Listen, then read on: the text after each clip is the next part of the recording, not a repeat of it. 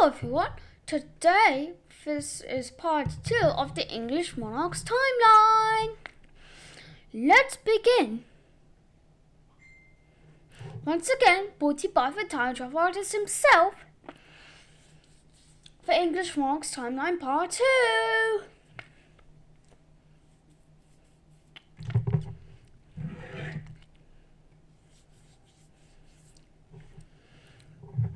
William the Conqueror was born in 1028.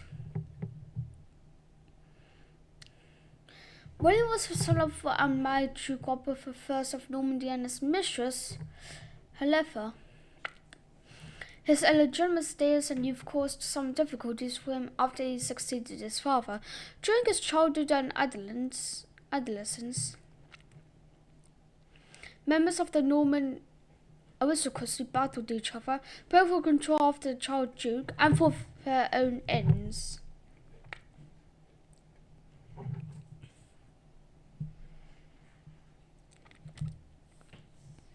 By the way, did you know that William was named for a conqueror because he conquered England?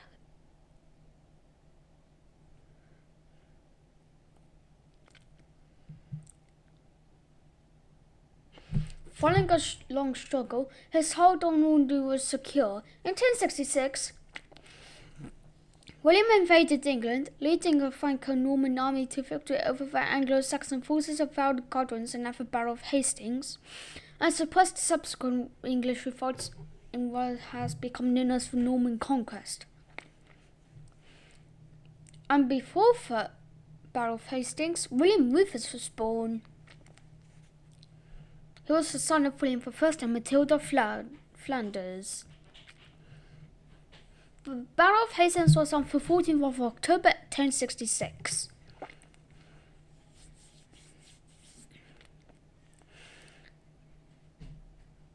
And it's the most famous battle in Norman history. Anyways, several unsuccessful rebellions followed, but William's hold was mostly secure on England by 1075, allowing him to spend the greater part of his reign in continental Europe.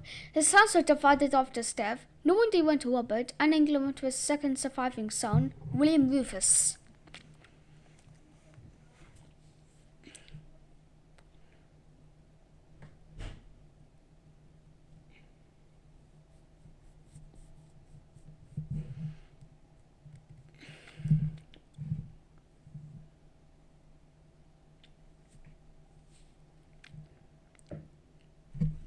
William II was King of England from the 26th of September 1087 until his death in 1100, with powers over Normandy and influence in Scotland.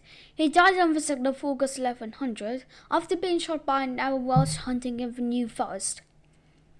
Did you know that he was supposedly killed by the legendary hunter Robin Hood himself? It sounds like a fake myth. It might be not. Anyways, Henry seized the English throne, promising at his coronation to correct many of William's less popular policies.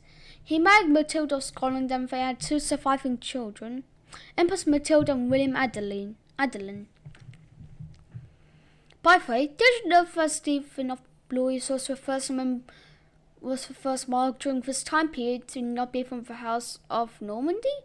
He is part of the House of Blois by his name, as you can suggest. Anyways, Henry's son William joined the right-ship disaster of 1120, throwing royal succession into doubt. Despite his plans for his daughter Matilda, the king was succeeded by his nephew Stephen of Blois, resulting in a period of civil war known as the Anarchy. And during this time period, the Crusades were raging across the British Isles and Israel. The Anarchy was between 1138 and 1153, which was actually the entire reign of Stephen. Anyways, Stephen's reign was marked by the Anarchy, a civil war with his cousin and rival, the Empress Matilda, whose son, Henry II, succeeded Stephen as the first of the Angevin kings of England. His real name was actually Henry Kurtmantle.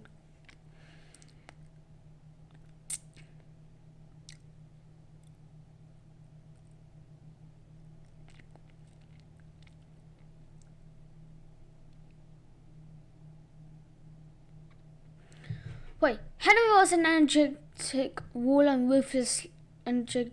ruthless leader, driven by a desire to restore royal lands and prerogatives of his grandfather Henry I. Oh, and by the way, thank you so much for 10,000 viewers. I'm actually gonna make this my 10,000 viewers special. I'm not gonna make my second video my 10,000 viewers special since, I haven't got 10,000 views on that channel yet. I'm actually reaching for 1,000 views before the beginning of summer. Anyways, my next view goal is 15,000 views. Anyways, during the early years of his reign, Henry restored the royal administration in England, which had almost collapsed during Stephen's reign, and re-established hegemony over Wales. So you might be wondering, what happened with England, Scotland and Northern Ireland? Well, I guess nothing happened. I guess Henry II's focus was on Wales instead. Even though he was Henry II of England, not Henry II of Wales. The United Kingdom would later have Wales, but England is a part of the UK. Anyways, Henry and Eleanor had 8 children. 3 of their sons would rule as king, though Henry, the young king, would only as co-ruler rather than sole monarch, as he preceded his father.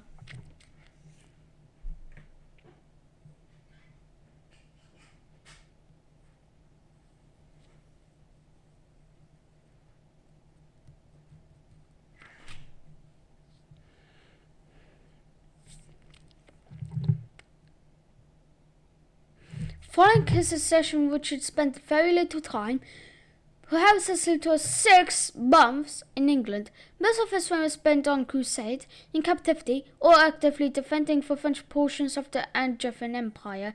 In 1199, he was fatally wounded while besieging the castle of the Vicomte of Limoges. I don't have a French accent, so if a French, I'm sorry. And then after Richard II being wounded, King John became the monarch. And he is considered to be one of the worst monarchs in British history. Anyways, the baronial revolt at the end of John's reign led to the sealing of Magna Carta, a document considered a foundation milestone in the evolution of the Constitution of the United Kingdom. By the way, did you know that the United Kingdom is one of 2 countries in Europe that doesn't have an Independence Day? The other country that is the other country being Denmark. Anyways, the Magna Carta was signed on the 15th of June 1215. Henry assumed the throne when he was only 9 in the middle of the First Barons' War. Henry's early reign was dominated first by William Marshal, and after his death in 1219 by the magnate Hubert de Burgh.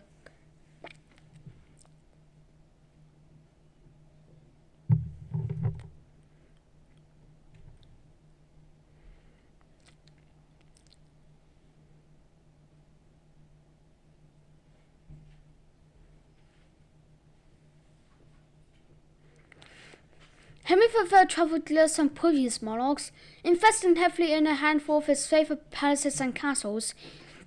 He married Eleanor of Provence, with whom he had 5 children.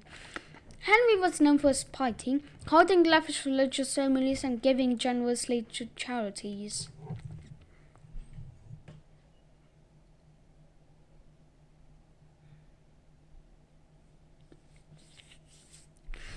And during this time period, Edward Longshanks was born.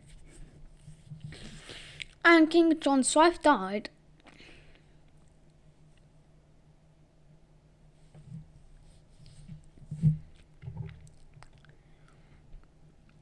Henry's reign of 56 years was the longest in medieval English history and would not be surpassed by an English or later British monarch until the fall of George III in the 18th and 19th centuries.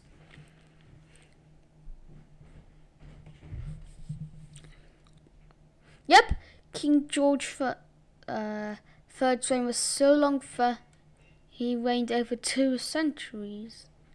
The 18th and 19th centuries. Anyways, Edward spent much of his reign reforming royal administration and common law.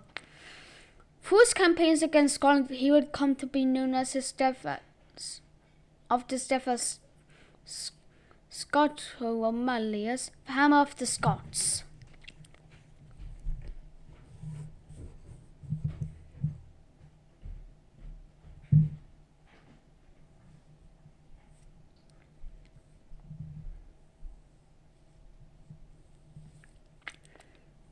After the death of the heir to the Scottish throne, Edward was invited to arbitrate the succession dispute.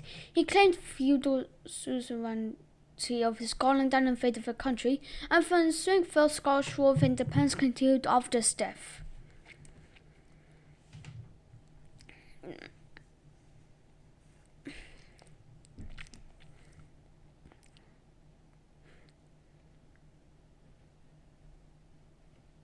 Edward II's reign was marked by civil war, political crisis, and military defeats. He was forced to relinquish his crown in January 1327 in favour of his son, Edward III, and he died in Berkeley Castle on the 21st of September.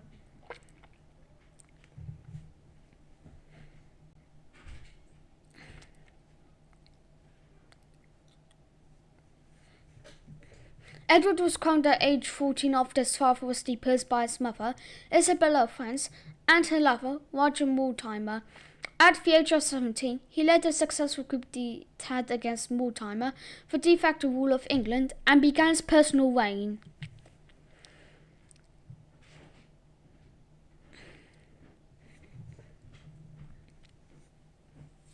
Edward III is noted for his military successes and for restoring royal authority after the disastrous and unorthodox reign of his father, Edward II. His 50-year reign is one of the longest in English history and saw vital developments in legislation and government.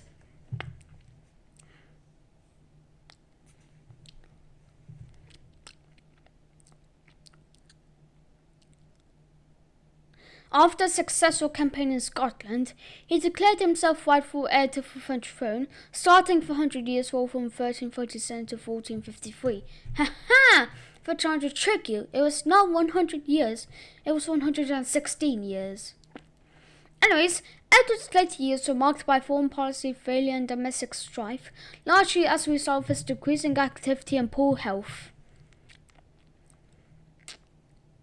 And during this time period, both Richard of Bulldogs and Henry Bolingbroke were born.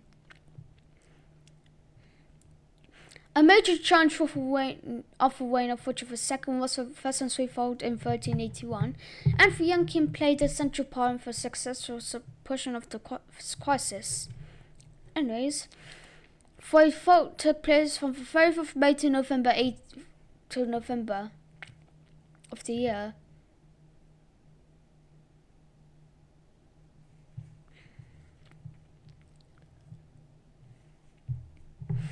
Richard II's reign as King of England ended in 1399 when he was deposed by his cousin Henry Bolingbroke. But don't worry, luckily Richard lived later,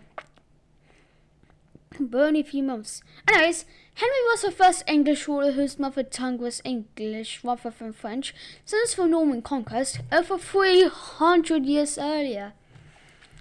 Henry and Mary's eldest son, Henry of Monmouth, assumed the reins of government in 1410 as the king's health worsened.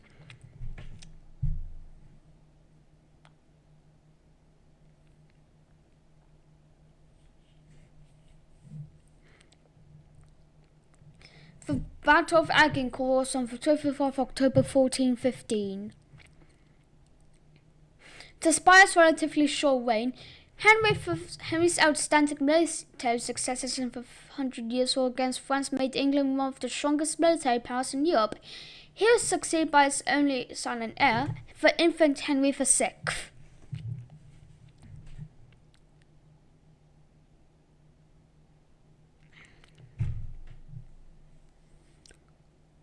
And yep, Henry VI is one of only two monarchs to have is the first monarch of this time period to have two reigns. The other being his arch enemy, Edward IV. Anyways, Henry VI is the only English monarch to have been crowned King of France, following his coronation at Notre Dame de Paris in 1431. His early reign, when England was ruled by the Regency government, saw the pinnacle of English power in France.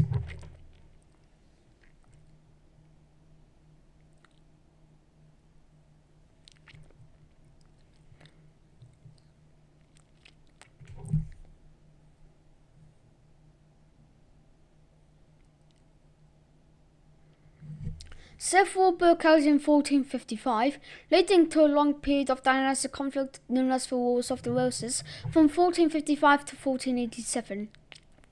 After defeating Lancastrian armies and Mortimer's Cross and Taunton in early 1461, Edward IV opposed King Henry VI and took the throne.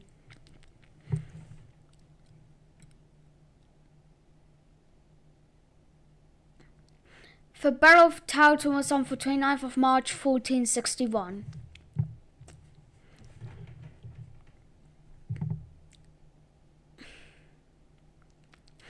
In 1470, Othel briefly reinstalled Henry VI to the throne. Edward fled to Flanders, where he gathered support and invaded England in March 1471. After victories at the battles of Barnet and Tewkesbury, he resumed the throne.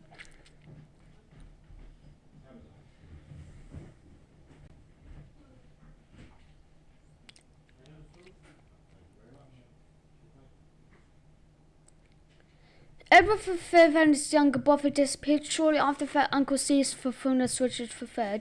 Richard was the last king of the Plantagenet dynasty and its cadet branch the House of York.